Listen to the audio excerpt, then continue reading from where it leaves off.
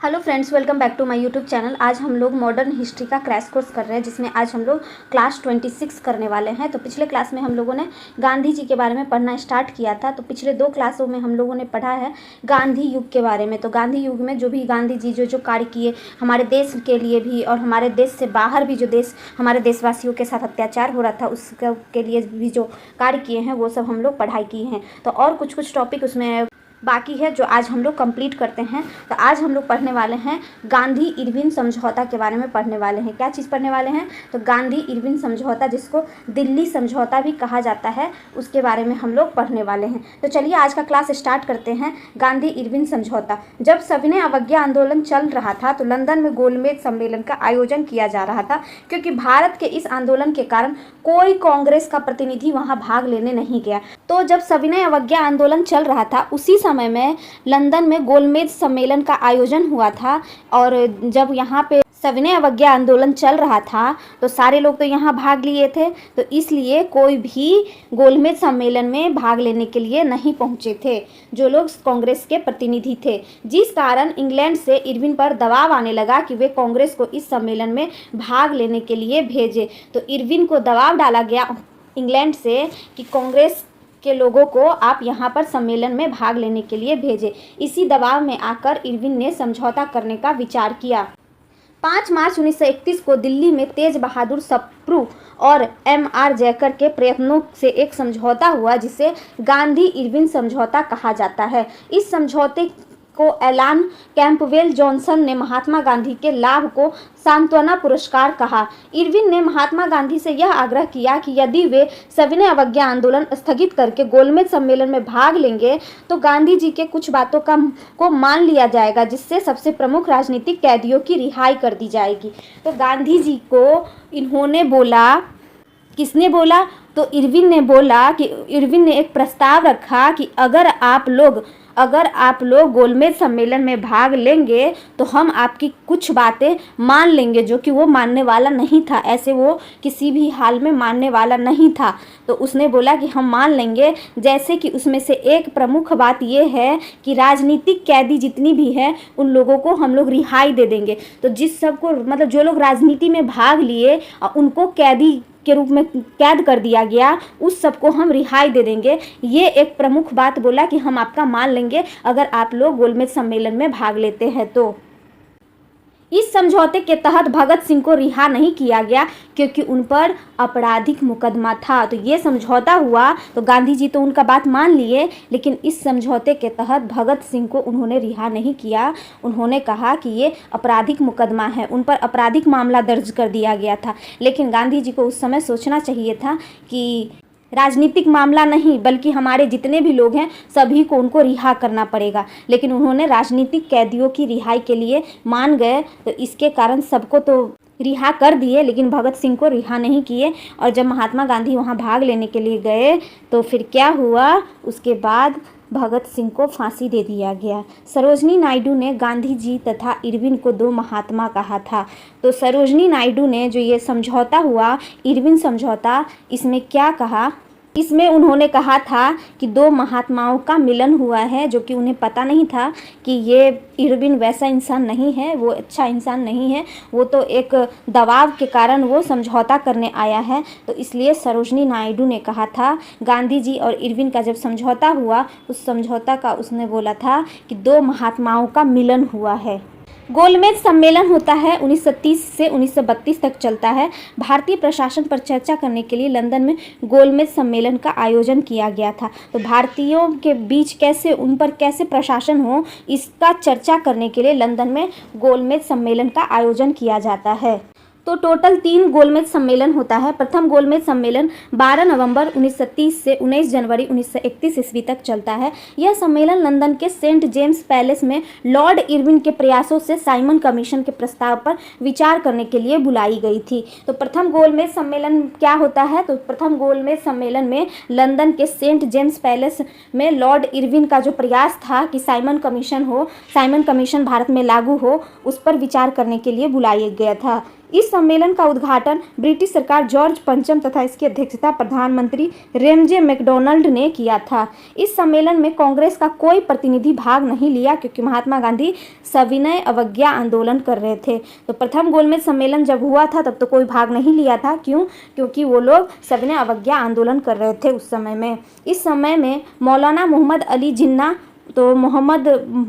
अली जिन्ना जो था वो प्रथम गोलमेज सम्मेलन में भाग लिया था। भीमराव अंबेडकर भी भाग लिए थे तथा केटी पॉल ने भी भाग लिया था। द्वितीय गोलमेज सम्मेलन हुआ फिर 7 सितंबर 1931 में हुआ था। इसमें महात्मा गांधी भी भाग लिए थे। इस सम्मेलन में कांग्रेस की ओर से महात्मा गांधी ने भाग लिया, किंतु ब्रिटिश प्रधानमंत्री मैकडॉनल्ड ने सांप्रदायिक पंचांड की बात कही, जिस कारण गांधी जी सम्मेलन छोड़ करके भाग गए। तो द्वितीय गोलमेज सम्मेलन हुआ था, उसमें महात्मा गांधी भाग लिए थे और उसमें ब्रिटिश प्रधानमंत्री कौन थे? तो मैकडॉनल्ड थे। उनके सांप्रदायिक पंचांड की बात कही गई, जिस कारण से गांधी जी सम्मेलन छोड़ करके भाग गए। वो इस बात को बिल्कुल भी नहीं माने।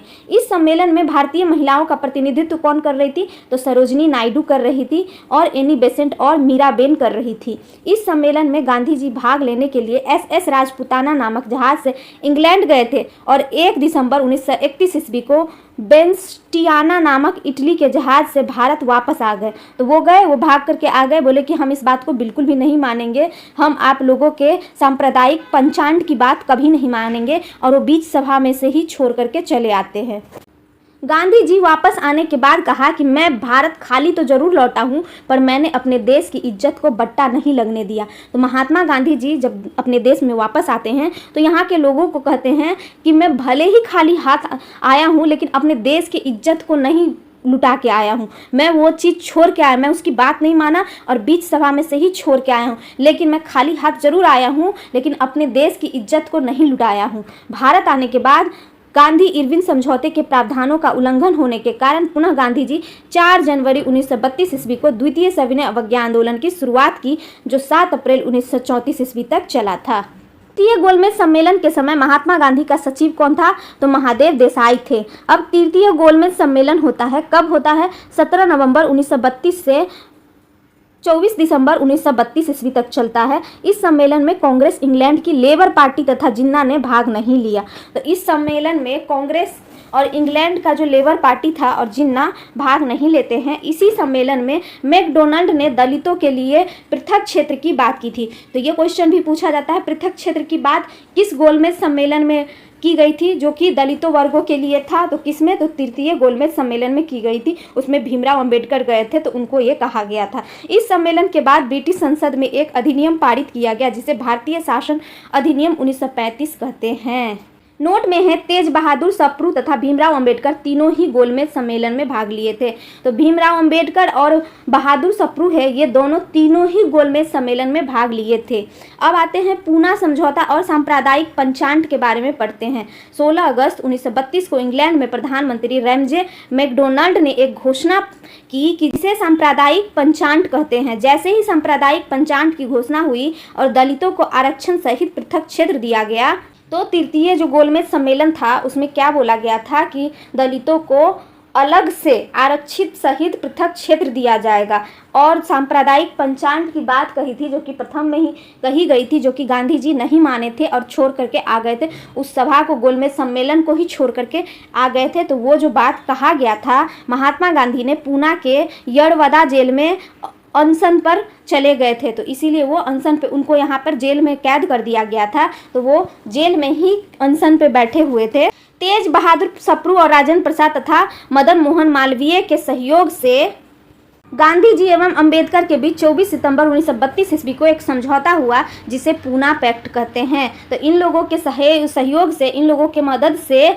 अंबेडकर जी और गांधी जी दोनों को बात करवाया गया, जेल में ही उन दोनों को बात करवाया गया। तो उन दोनों के बीच समझौता हुआ। तो उसमें पहले 71 आरक्षित सीट दिया गया था दलित वर्गों को, लेकिन गांधी जी बोले कि आप इस बात को मत मानिए, हमारे दलितों को अलग क्षेत्र देने की जो बात कर रही है वो फिर से बंटवारा करना चाहता है अंग्रेज, तो आप बंटवारा के खिलाफ चले जाइए। 71 जो सीट है उससे ज़्यादा हम बढ़ा करके 147 करवा देंगे आप लोगों का। तो इसके तहत दलितों के आरक्षित सीट 71 जो दिया था अंग्रेज, उससे बढ़ा करके 147 कर दी गई। इसके तहत बौद्धों के लिए कोई सीट नहीं और आरक्षित नहीं थी, इसमें केवल मुसलमान, सिख, अनुसूचित जाति तथा ईसाइयों के लिए सीट आरक्षित थी। तो 147 सीट जो थी वो केवल मुसलमान, सिख, अनुसूचित जाति और ईसाइयों के लिए थी, बौद्ध धर्म के लिए नहीं था। नोट में है, इस समझौते पर अंबेडकर के साथ महात्मा गांधी और इसके समर्थक हस्ताक्षर किए थे, ना कि गांधी जी। तो ये समझौता को मान लिए,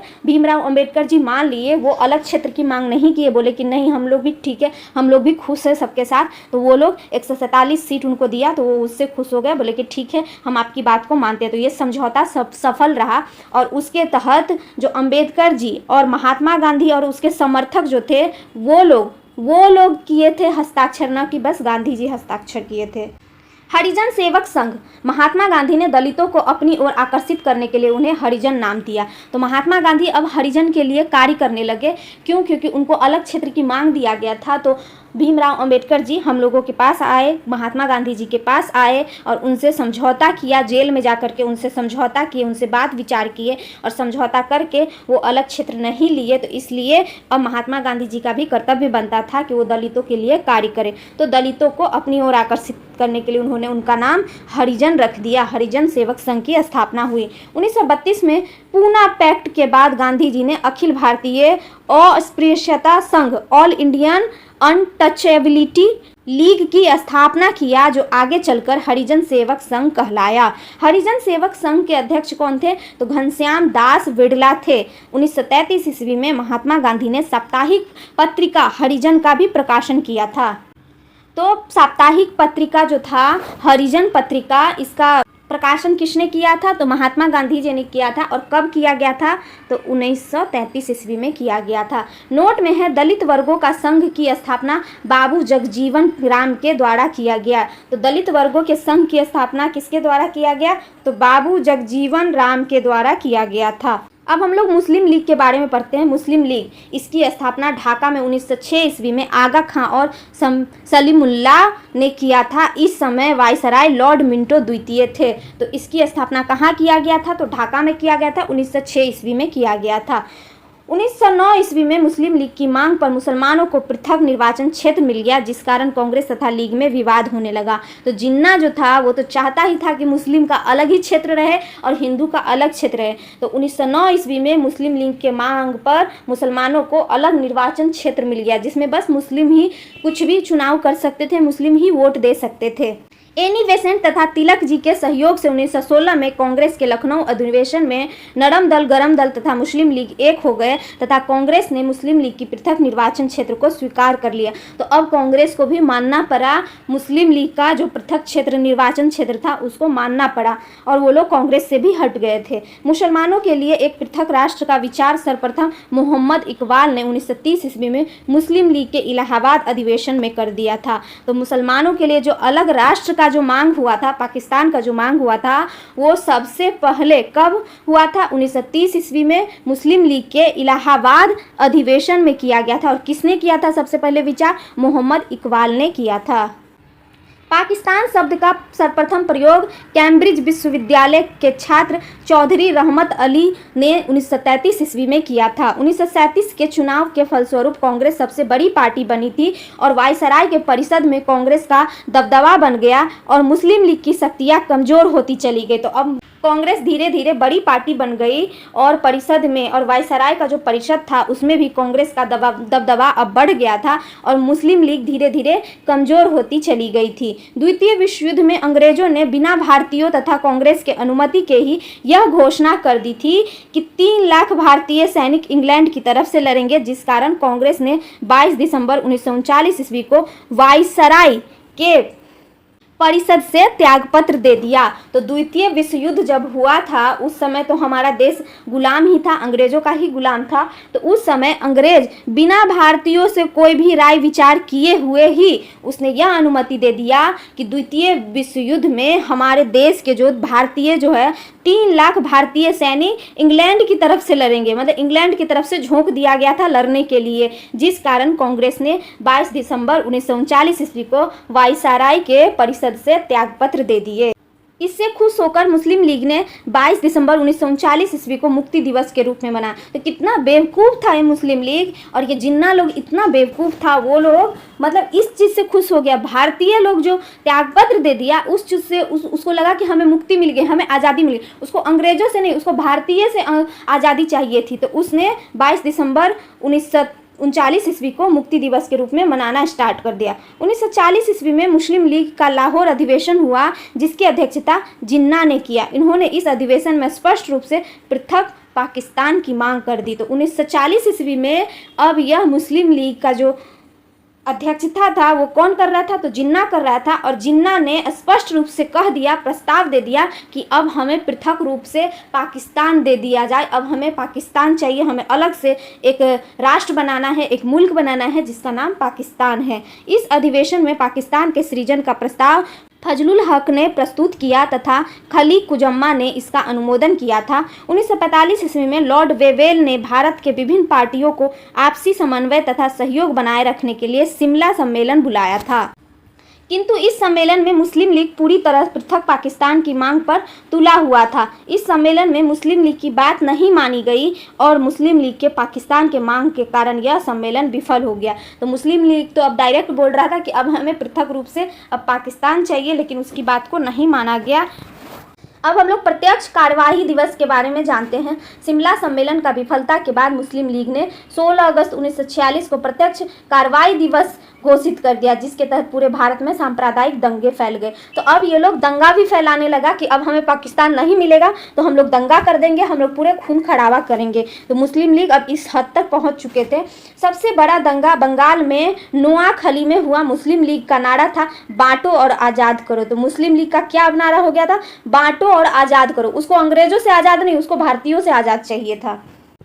इन दंगों से तंग आकर कांग्रेस ने CR फॉर्मूला के आधार पर विभाजन का समर्थन किया। लॉर्ड माउंटबेटन को यह विशेष सलाह पर भारत भेजा गया था कि यथासंभव वे भारत को संयुक्त रखें, किंतु सांप्रदायिक दंगों से तंग आकर माउंटबेटन ने भी CR फॉर्मूला का ही समर्थन किया और बाल्कन योजना के तहत 14 अगस्त 1944 ईस्वी को भारत का विभाजन कर दिया। तो 14 अगस्त 1944 ईस्वी को अब भारत का विभाजन हो जाता है, भारत और पाकिस्तान बन जाता है। उनको पाकिस्तान दे दिया जाता है क्योंकि वो लोग लास्ट में दंगा पर उतर आए थे, मार धार पर आ गए थे।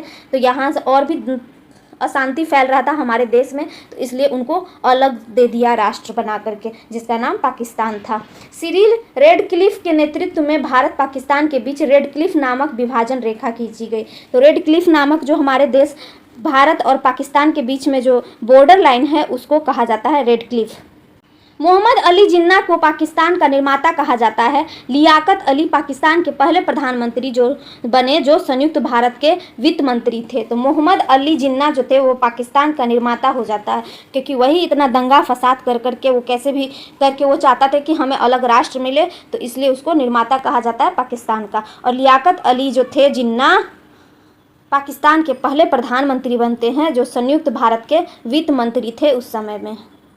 अब हमारा देश भारत और पाकिस्तान अलग हो जाता है। उसके बाद हम लोग सुभाष चंद्र बोस के बारे में पढ़ते हैं। सुभाष चंद्र बोस का जन्म 23 जनवरी 1897 ईस्वी को उड़ीसा के कटक में हुआ था। इसके गुरु चित्तरंजन दास थे। इन्होंने 1920 ईस्वी में इंडियन सिविल सर्विस ICS की परीक्षा पास की, किंतु 1921 ईस्वी में उन्हें त्यागपत्र दे दिया और राजनीति में प्रवेश कर गए। तो पहले ये ICS की परीक्षा दिए थे, इंडियन सिविल सर्विस की, और वो परीक्षा पास किए थे और 1921 में ही वो त्यागपत्र दे दिए। और यहाँ का राजनीति बहुत गंदा चल रहा था उस समय में हमारे देश का, और अंग्रेजों का शासन चल रहा था जो कि उन्हें पसंद नहीं आया, इसलिए वो भी अब राजनीति में प्रवेश कर गए। 1938 ईस्वी में गुजरात के हरिपुरा कांग्रेस अधिवेशन के अध्यक्ष बन गए। वो सुभाष चंद्र बोस को मतभेद होने के कारण कांग्रेस से त्यागपत्र दे दिया और एक अलग पार्टी फॉरवर्ड ब्लॉक की स्थापना 1930 ईस्वी में कर दिया। तो अब वो तो राजनीति में घुस गए सुभाष चंद्र बोस, और जब वो कांग्रेस में गए तो कांग्रेस में बहुत ही ज़्यादा मतभेद हो रहा था, इसलिए वहाँ से भी वो त्यागपत्र दे देते हैं और अलग पार्टी बनाते हैं जिसका नाम रखते हैं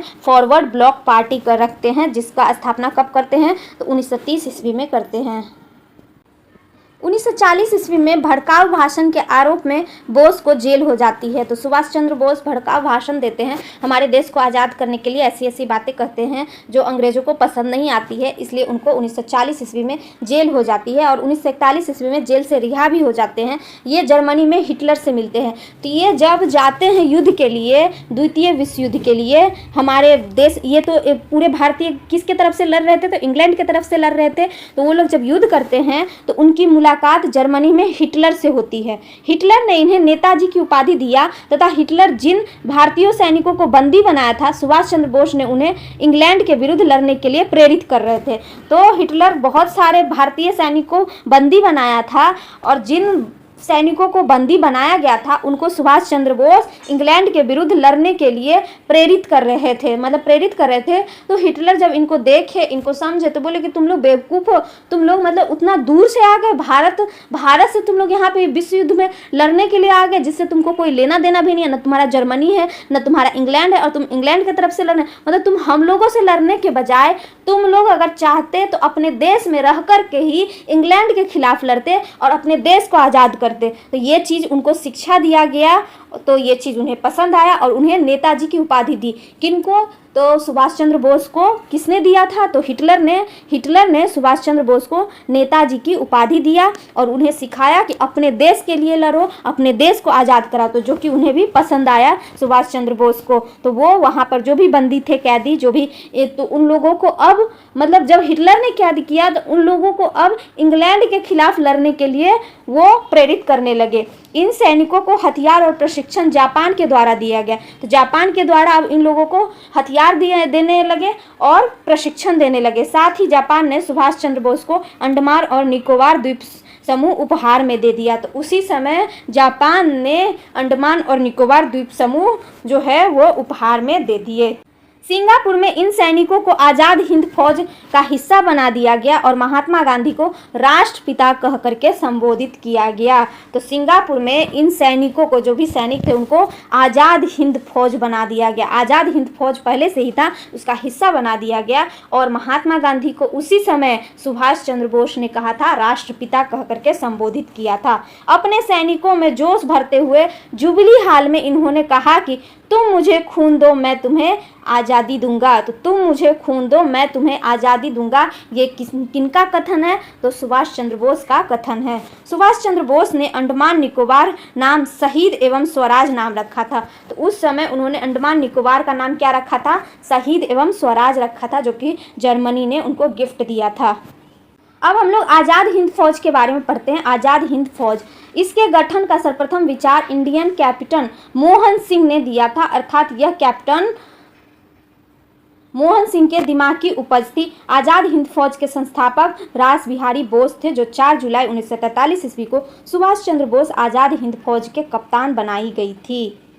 इन्होंने इस फौज का वास्तविक संस्थापक माना जाता है। 21 अक्टूबर 1943 ईस्वी को सिंगापुर में सुभाष चंद्र बोस ने आज़ाद हिंद सरकार की स्थापना की। तो आज़ाद हिंद सरकार की स्थापना किसने किया है? तो सुभाष चंद्र बोस जी ने किया है। कब किया है? 21 अक्टूबर 1943 को किया है। कहाँ पे किया था? तो हमारे देश में नहीं हुआ था, बल्कि सिंगापुर में हुआ था। सुभाष चंद्र बोस ने आज़ाद हिंद फौज के सैनिकों को लेकर मणिपुर पर आक्रमण किया और उसको अपने नियंत्रण में कर लिया। सुभाष चंद्र बोस ने जय हिंद तथा दिल्ली चलो का नारा मणिपुर के इम्फाल में दिया था। तो सुभाष चंद्र बोस जब यहाँ पे भारत में आए तो सबसे पहले मणिपुर में ही हमला किए थे और यहाँ पर जय हिंद की नारा किसने दिया है? तो जय हिंद की नारा सुभाष चंद्र बोस ने दिया है। दिल्ली चलो का भी नारा सुभाष चंद्र बोस ने दिया है। 6 अगस्त तथा 9 अगस्त 1945 को अमेरिका ने जापान पर परमाणु हमला कर दिया, जिस कारण सुभाष चंद्र बोस ने जापान छोड़ दिया। किंतु 18 अगस्त 1945 को ताइवान फॉर्मूला के समीप विमान दुर्घटना में इनकी मृत्यु हो गई। तो सुभाष चंद्र बोस जापान छोड़ करके चले गए। क्यों? क्योंकि 6 अगस्त और 9 अगस्त को जो द्वितीय विश्व युद्ध हुआ था, उसमें जो परमाणु बम फेंका गया था, उसके कारण वो छोड़ करके चले गए, वहाँ से रवाना हो गए। और 18 अगस्त 1945 को ताइवान फार्मूसा के समीप विमान दुर्घटना में उनकी मृत्यु हो गई। जापान सरकार ने इनका मृत्यु की घोषणा 22 अगस्त 1945 ईस्वी को किया। इनकी मृत्यु के बाद आज़ाद हिंद फौज की सैनिकों पर लाल किला में मुकदमा चलाया गया। इन सैनिकों की वकालत जवाहरलाल नेहरू, तेग बहादुर तथा के.एन. कुंजरुत जैसे वकील ने किया था। तो इन लोगों ने किया और सुभाष चंद्र बोस की भी मृत्यु हो जाती है। कब मृत्यु हो जाती है? तो 18 अगस्त 1945 ईस्वी को मृत्यु हो जाती है। कहाँ पे हो जाती है? तो ताइवान में हो जाती है। तो ऐसे करके गांधी युग कंप्लीट होता है। अब हम लोग अगले क्लास में प्रमुख प्रस्ताव एवं सम्मेलन के बारे में पढ़ेंगे। तो इसके बाद जो हमारे देश को आज़ाद करने के लिए क्या क्या प्रस्ताव लाए गए, क्या क्या सम्मेलन किए गए, कौन कौन से आंदोलन किए गए, तो हमारा देश पूर्णतः आज़ाद हुआ, उसके बारे में पढ़ेंगे अगले क्लास में। तो वीडियो अगर अच्छा लगा हो तो वीडियो को लाइक करें, चैनल को सब्सक्राइब करें, बेल आइकन दबाना ना भूलें। मिलते हैं अगले वीडियो में, तब तक के लिए थैंक यू।